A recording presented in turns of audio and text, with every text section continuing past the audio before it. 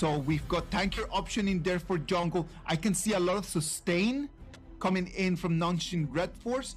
So I can imagine that the fights are gonna be long. We're gonna be in here for very long lasting fights. It's gonna be very difficult just for the fights to be short. There's not gonna be a lot of burst coming out. But at the same time, it's gonna come down to who pokes the fastest and who pokes the longest. And in terms of that, Nongshim RedForce might have an advantage.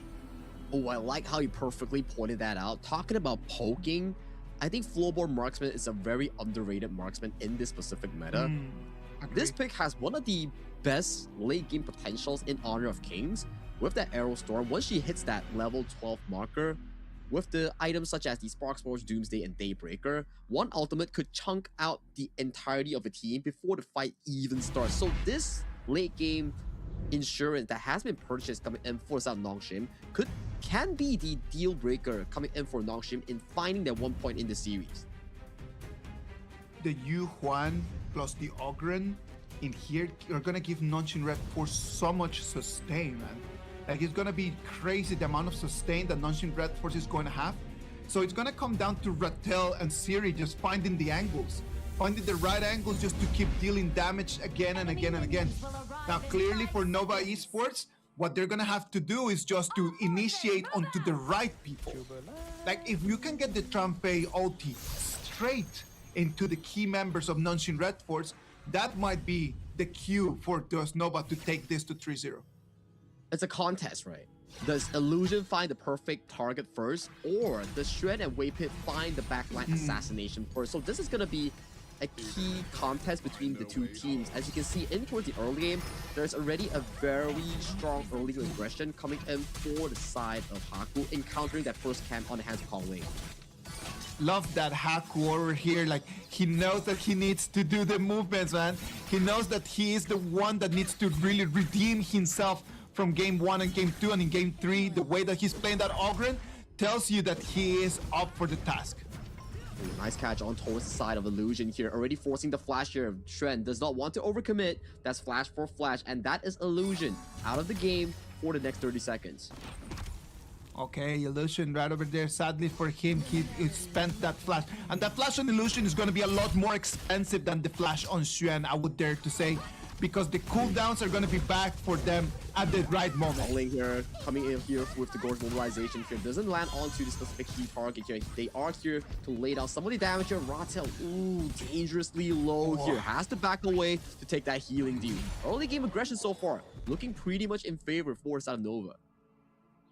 Nova does look like they want to finish this in a 4-0.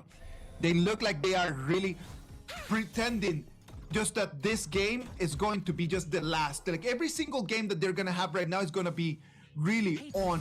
Nongshim RedForce trying to make the flank, but they cannot do that as Trampe is gonna come and spot them. You remember talking about a flash just now that has been expended by Illusion being very costly? Yeah.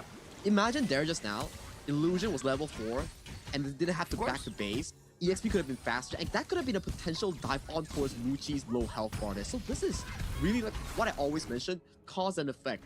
That play resulted into the situation that couldn't be as useful for Nongshim. One more time, action here at the bottom lane. A lot of the focus in this first part is going to be right over here. And that farm lane and what they can do. Can they put Muchi on a difficult position? That Erin is going to be online, not right now. I do believe that Erin is one of those heroes that need a little bit more items to really be able to be dangerous. So Erin, after the minute 7, minute 8, then that's going to be the moment for Muchi to shine. Right now, he's a little bit more vulnerable. Minute 7-8, you're looking at like Spark Spores Doomsday being completed on towards the hands of Erin. That's where she really starts coming online, similar to Siri here on the Floorboard Marksman. These two farm laners are looking at the similar timers here, but fortunately for Nongshim, Siri can afford to scale to a very late scenario here. So for them, if this game is in a stalemate, equal game, it favors Nongshim more. So, if Nongshim plays it to stalemate, let's imagine that they decide, like, you know what, we're just gonna slow things down. Look at that one more time. Yeah, Kong here does find a big chunk on towards Namu here. Doesn't force out the ultimate here. That's the counter here coming in for Kong here. You're looking for the engage on towards the Agudo, but the moment she throws out that furball, she gets immune here. But Kong being caught in 3 members, 4 into his enemy territory here. Over aggression coming in from the Nova jungler. It is going to be Nonshin RedForce that are going to take that first blood. Congratulations to them as they take that one, and that's going to give them priority over here on the first Tyrant.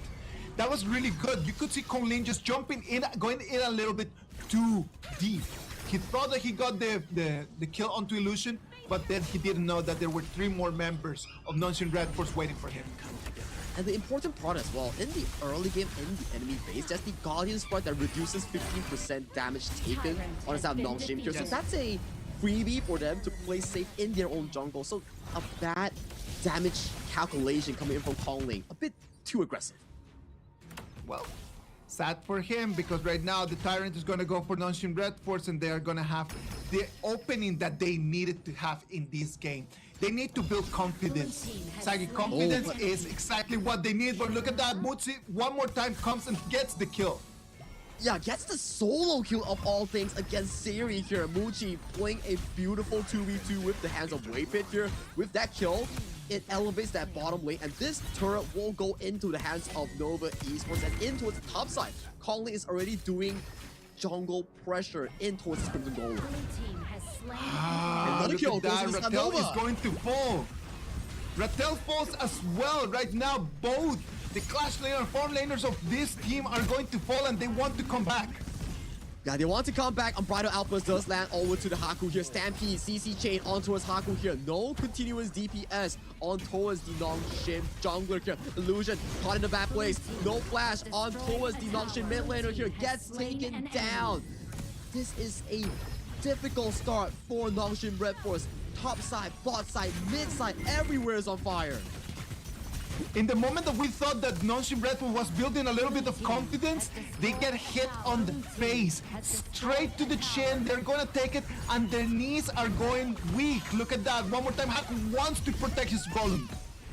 He isn't able to do so. Kong Lin wins the Smite Maul right now and utilizing the Deep Force Siege. They're sticking on towards Rattel here. Haku, that's not your base. You don't want to go there. 3, 4 members are looking to capitalize on towards Haku here. But fortunately, for side Nongshim RedForce, they do find a trade on towards strength in terms of the cross match. Right over here, even though it was a 1-to-1 trade, Xuan is going to fall to the cost of Haku. One more time, the jungler from Nonshin RedForce is going to be taken down. Slowing down Haku, slowing down Siri, it's the best thing that could happen for Nova. And Nova's confidence starting to ramp up ever since that game 1 and game 2. Starting from Muti's solo kill onto a Siri, then Shren finding the initiation onto a Rattel. And it's leading towards his 2,000 gold healthy currently for Nova Esports to once again put focus on this Crimson Golem. Even though the fight is right over here, Rattel is nowhere to be seen. The Unbridled Outburst comes in, and look at that. Nova one more time. They try to take control of the red buff. They are controlling this game so well, utilizing the Unbridled Outburst to zone away from Haku's Smite range and Shred. Man marking Rattel, making sure that he doesn't get a proper flank angle on towards the Nova members here. And it's looking really, really tough for Nongshim as towers are just falling rapidly. Has destroyed a tower. The tempo right now is working in for Nova Esports. 7 minutes and 30 seconds, and they're already just knocking at the doors of the high ground of Nonshin RedForce. This is not what Nonshin needed. Completely the opposite. Yeah, completely the opposite right now. We can see Kong Lin finding a good position here. Uses a Lord Mobilization on towards Rattel here. Rattel has to force the flash. Shren comes in with the truth. Doesn't find on towards any single member here. On towards the flip side here. Haku getting man chased down by 4 remaining members of Nova Esports here. Coming out of the Moonscape Mirage. Haku is the sole member to be sacrificed coming in by Nongshim. Haku falls, and right now that tier 2 turret is going to be under siege. The minions are coming in, and Nova Esports knows that they could actually take onto this one even without the minion wave. Yeah, this is looking like Nova amping up the pedal and refusing to pull this game to a late game marker here. We talk about this The draft looks insanely good for Siri if you can pull it towards the late game. But that's what you want. You want the late game, and Nova is denying them. Look how much pressure they're putting on towards Ratel. Everywhere he goes, he's man-marked by Shred. He's zoned out by all the levels of CC provided by Nova. Siri right now, with only 5,400 gold, that's not going to be enough for him to really be online. On the other side, Erin having such a great time. Yeah, Muji is so ahead in the curve right now. Check out Illusion here, trying to find for a flanker.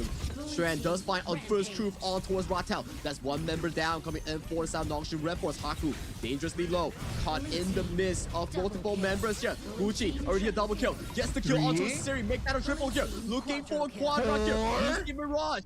That is a potential pentakill that will be going in towards the hands of Muji. Nova lands a pentakill. Pentakill! Player here, that's $500 in total bags of Muji.